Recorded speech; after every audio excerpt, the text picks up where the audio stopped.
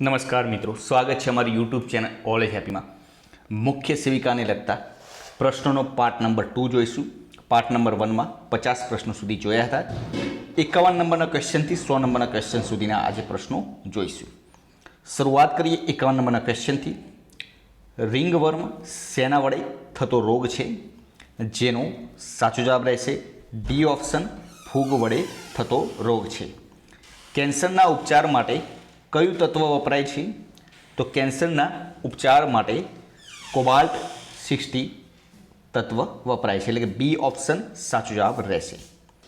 માનવ શરીરમાં રુધિરનું પ્રમાણ નીચેના પૈકી એક જેટલું હોય છે, જેનો સાચો જવાબ રહેશે એ ઓપ્શન 4%. નીચેનામાંથી કયો રોગ મચ્છર દ્વારા ફેલાય છે? કયો રોગ મચ્છર દ્વારા ફેલાય છે? ફાઇલેરિયાસિસ, એટલે કે સી ઓપ્શન સાચો જવાબ રહે. આધુનિક તબીબી વિજ્ઞાનમાં નોંધપાત્ર ગણી શકાય તેવી નીચેની ઘટનાઓમાંથી સૌપ્રથમ ઘટના કઈ બનેલી? જેમાં સાચો જવાબ રહેશે B option, test tube baby. ટીબીના દર્દના બેક્ટેરિયાના શોધક કોણ હતા? સાચો જવાબ રહેશે B option, Robert Koch. Diabetes નીચેનામાંથી કયા અંગનું દર્દ છે? તો ડાયાબિટીસ નીચેનામાંથી કયા અંગનું દર્દ છે? પેન્ક્રિયાસ, સી ઓપ્શન સાચો જવાબ રહેશે.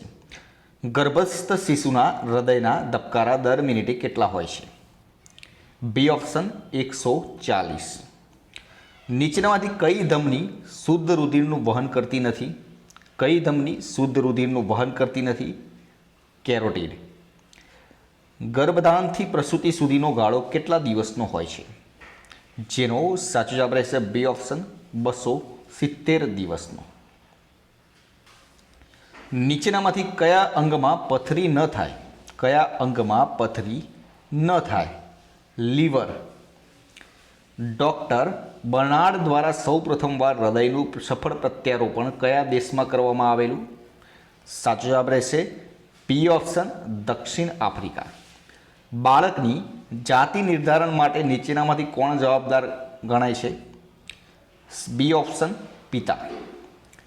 નીચેનામાંથી કયું કેન્સર નથી? નીચેનામાંથી કયું કેન્સર નથી? C option, fibroadenoma. નીચેનામાંથી કોનું કાર્ય ચકાસવા માટે સીરમ ક્રિએટિનાઇન ટેસ્ટ કરવામાં આવે છે? નીચેનામાંથી કોનું કાર્ય ચકાસવા માટે સીરમ ક્રિએટિનાઇન ટેસ્ટ કરવામાં આવે છે? જેનો સાચો જવાબ રહેશે મિત્રો સી ઓપ્શન, કિડનીનું કાર્ય ચકાસવા માટે સીરમ ક્રિએટિનાઇન ટેસ્ટ કરવામાં આવે છે. જેની 1 થી 30 ઉપર હોય તો કિડનીનું કાર્ય થોડું ડેમેજ ગણવામાં આવે છે. પથ્થરની ખાણમાં કામ કરતા મજૂરને કયો રોગ થવાની સંભાવના રહે છે? જેનો સાચો જવાબ રહેશે બી ઓપ્શન, સિલિકોસિસ.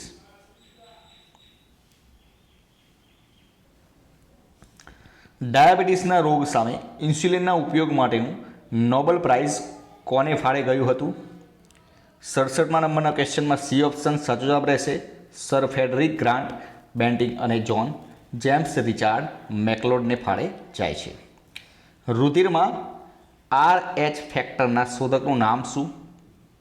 સાચો જવાબ રહેશે એ ઓપ્શન, લોર્ડ સ્ટ્રેનર. પોલિયો વિરોધી રસીના શોધક કોણ હતા? પોલિયો વિરોધી રસીના શોધક કોણ હતા? જેનાસ ઇસો.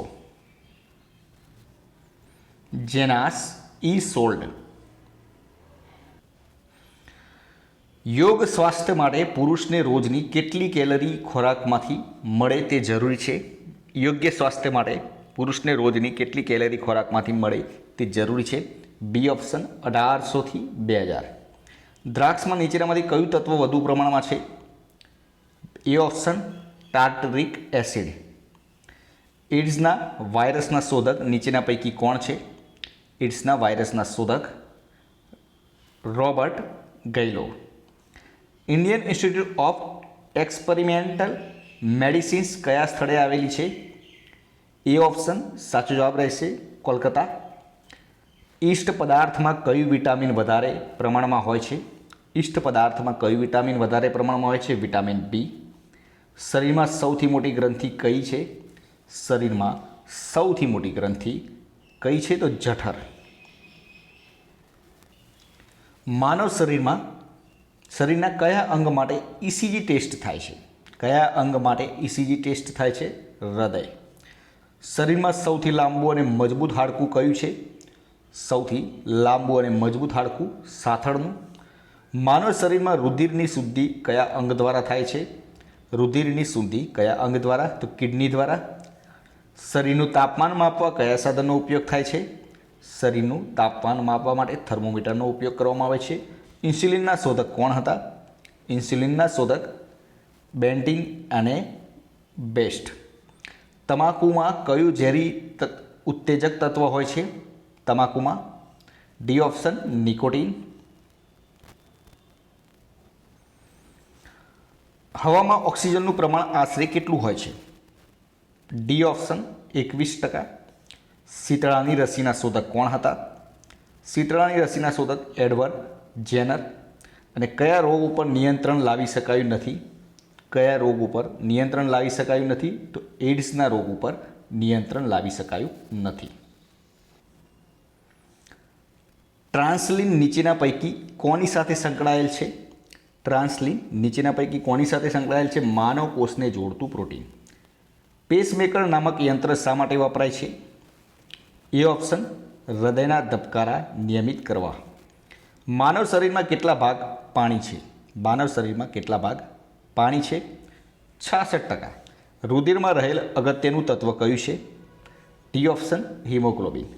હૃદયના ધબકારા માપવાનું સાધન કયું છે? તો હૃદયના ધબકારા માપવા માટે સ્ટેથોસ્કોપ સાધન હોય છે.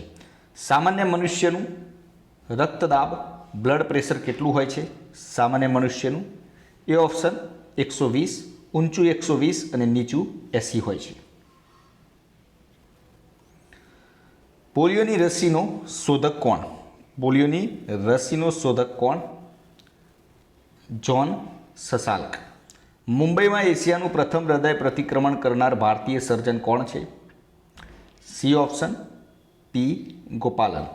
એક્સરેનો શોધક કોણ હતો? એક્સરેનો શોધક કોણ હતો? વિલ્હેમ રોન્ટજેન. હડકવાની રસીની શોધ કોણે કરી? હડકવાની રસીની શોધ લુઈ પાસ્વર દ્વારા. અનુવંશ વારસાગતના નિયમો તારવનાર કોણ હતો? અનુવંશ વારસાગતના નિયમો તારવનાર ચાર્લ્સ ડાર્વિન. વિટામિન ડીના અભાવે કયો રોગ થાય છે? વિટામિન ડીના અભાવે સુક્તાનનો રોગ થાય છે. હૃદયના અનિયમિત ધબકારાના સંશોધન અને ઉપચાર માટે કઈ પદ્ધતિ અપનાવવામાં આવે છે? C option electrophysiology. હૃદયના ધબકારા નિયંત્રિત કરનાર ઉપકરણનું નામ ખાલી જગ્યા છે? એ ઓપ્શન પેસમેકર. કેન્દ્રીય ઔષધ પરીક્ષણ પ્રયોગશાળાનું વડું મથક ખાલી જગ્યા છે? સાચો જવાબ રહેશે ડી ઓપ્શન કોલકાતા. નીચેના પૈકી કયો એસિડ પ્રોટીનમાં હોય છે? કયો એસિડ પ્રોટીનમાં હોય છે? Amino acid. બી ઓપ્શન સાચો જવાબ રહેશે. તો મિત્રો 100 સુધીના પ્રશ્નો જોયા. 101થી આગળના પ્રશ્નો આગળના વિડીયોમાં જોઈશું. જો તમે મુખ્ય સેવિકાની તૈયારી કરતા હોય તો ચેનલને સબસ્ક્રાઈબ કરી દેજો. રોજનો એક વિડીયો મૂકવામાં આવશે જે તમને તૈયારીમાં ઉપયોગી થઈ રહેશે. તેમજ તમે ટેસ્ટ આપી શકશો. કાલે ફરીથી નવા વિડીયો સાથે મળીશું. જય હિન્દ, જય ભારત.